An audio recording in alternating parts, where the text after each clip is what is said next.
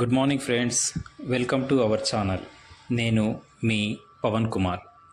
సరిగ్గా 18 సంవత్సరాల క్రితం మాట. కొత్తగా టీచర్ ఉద్యోగం వచ్చింది.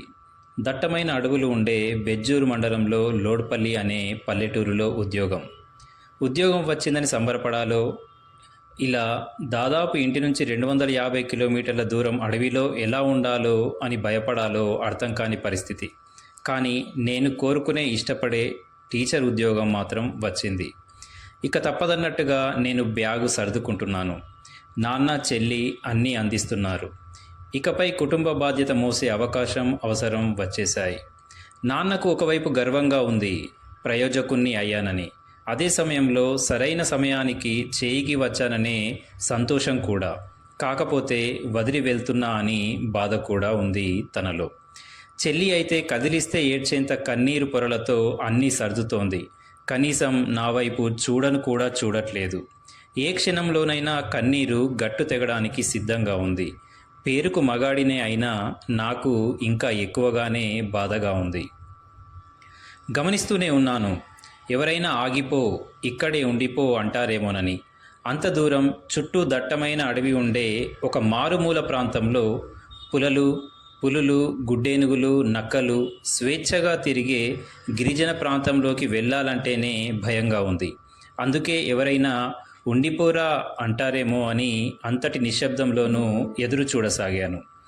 అంతా రెడీ ఉన్నట్టుగా చెల్లి బ్యాగ్ జిప్ వేసేసి వెనక్కి తిరిగి కూర్చుంది. దానితో పోట్లాడిన రోజులు గుర్తొచ్చాయి. దాన్ని విసిగించి చివరికి అది ఏడవకూడదని ఓడిన రోజులు గుర్తొచ్చాయి. దాన్ని కదిలించేంత శక్తి నాకు ఇక ఎంతమాత్రం లేదు. నాన్న వైపు చూశాను. పైకి గంభీరంగానే కనిపిస్తున్నారు, నాలాగే బహుశా. వారానికోసారి తెచ్చే 1/2 కిలో చికెన్లో తన వాటా కూడా నాకే ఇచ్చేవాడు. వట్టి పులుసుతోనే లొట్టలేసుకుంటూ కడుపు నింపుకునేవాడు. వంగిన ఆయన భుజాలను చూసేసరికి భయం కాస్త బాధ్యతగా మారింది.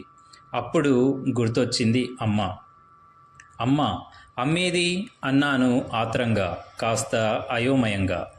జాతరలో అమ్మ చేయి వదిలి భయపడిపోయిన చిన్న పిల్లాడిలా కంగారుగా వెతకసాగాను.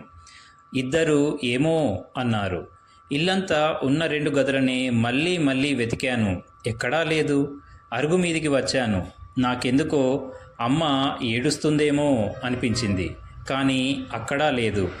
అమ్మ దాదాపుగా అరవసాగాను. ఇంకొద్దిగా ఆగితే నేనే ఏడ్చేలా ఉన్నాను. అంతలో అదిగో అమ్మ దూరం నుండి నవ్వుతూ వస్తోంది. నా కంగారును కనిపెట్టి ఏమైందిరా అంటూ భుజం తట్టి చీర అంచున దాచిన పోచమ్మ బొట్టు తీసి నుదుటిన అద్దింది. అంతే. అప్పటిదాకా ఆగిన కన్నీరు బయటకొచ్చేసింది. గట్టిగా హత్తుకున్నాను అమ్మను.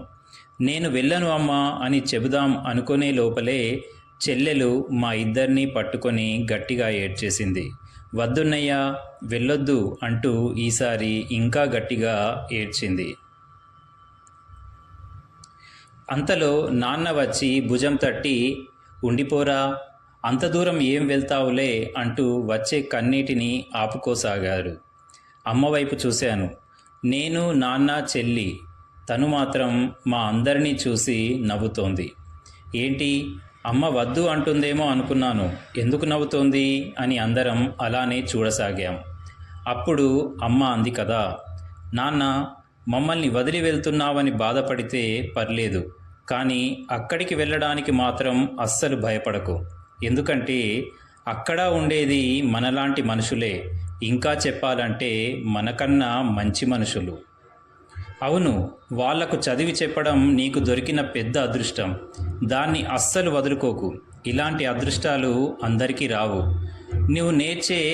నువ్వు నేర్పే కాస్త చదువు వాళ్ళ తలరాతల్ని మారుస్తుంది.